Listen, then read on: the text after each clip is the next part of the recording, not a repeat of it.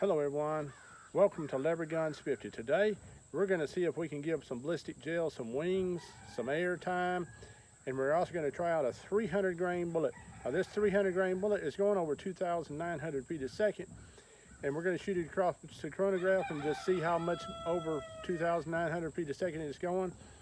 And also we're going to, like I said, see how far we can launch some ballistic gelatin into the air, and we're going to see what it'll do into a 450 grain bullet into some water jugs to see what that'll do. So let's get set up and get started, and hopefully this will turn out really good. Okay, we're going to shoot this one across the chronograph into that ballistic gelatin.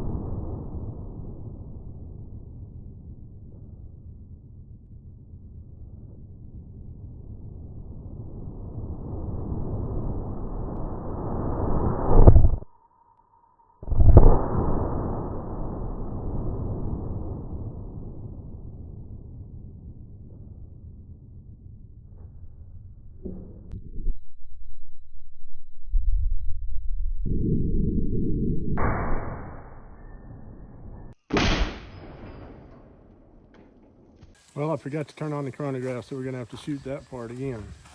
Here is that tremendous wound channel. Now that's why I think this will make a good self-defense, home defense round, because it doesn't over-penetrate. As you can see, it makes a horrendous wound channel, blows pieces off, but doesn't go that far. And if you look at that thing, it's just turned into a little sliver. So that's that 300 grain bullet. We're going to shoot it again, just to see what kind of, just see what it'll do. We're going to shoot this older, smaller, dirty block. This block's just been remelted down too many times. So we're going to shoot it and see how far it'll fly.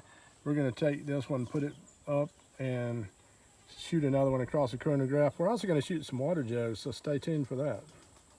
Okay, we're going to shoot this one across the chronograph into that ballistic gelatin.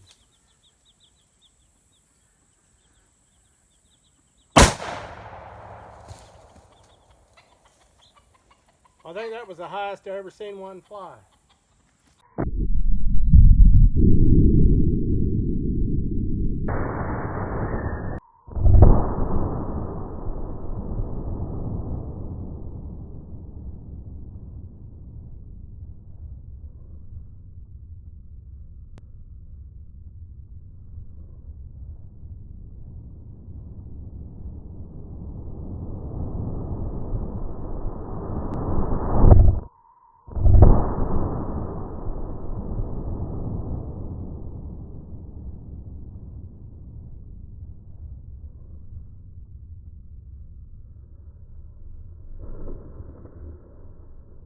All right, let's check this out. All right, it was doing, see if you can see, that's 2,964 feet a second. That's ballistic gel went flying. Went way up in there, landed right here.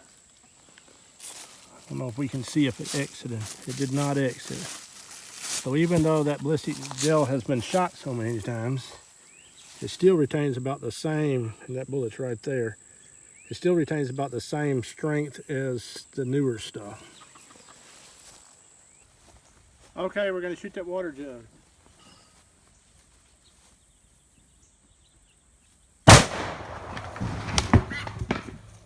Well, we cleared the table. Well, it looks like we took out everything.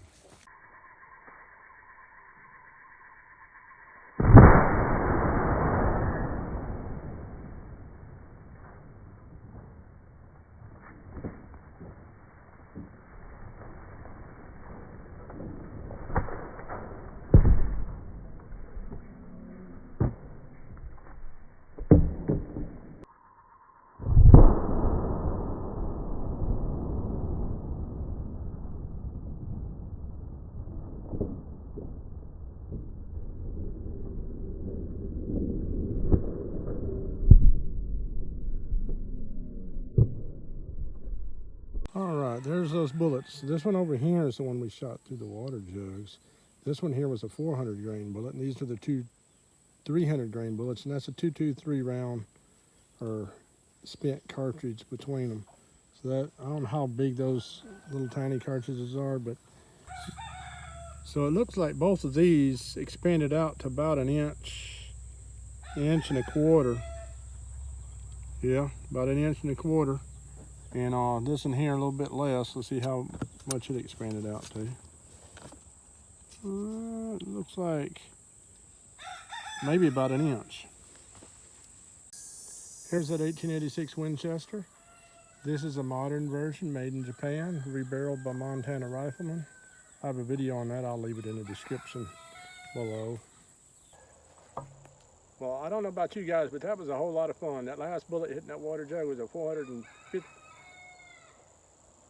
I don't know about you guys, but that was a whole lot of fun. That last bullet was a 450 grain bullet, doing a little over 2,200 feet a second.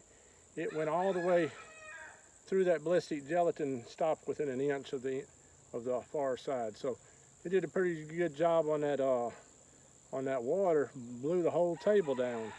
So hope you guys enjoyed it. Come back and see me here, and if you don't mind, give me a thumbs up and like and subscribe to the channel. The more thumbs up you give me, the more they'll share this video out, and the more you share the video out, the more it'll get out there. But anyhow, thank you very much. Y'all will have a wonderful day. God bless each and every one of you. Today we're going to try to shoot these two big bad boys at the same exact time. And don't know if that'll work out, but we're going to shoot, I don't know if you can see them. There's a couple milk jugs over here. We're going to shoot them and try to shoot them at the exact same time. And these are both 5110 caliber 1886s. And that's the big old cartridges that we're going to be firing. We're going to be firing two 300 grain bullets at about 2,700 feet a second into these water jugs that should make a big old explosion. And these are going to have a lot of recoil. That'll be about 10,000 foot-pounds of muzzle energy.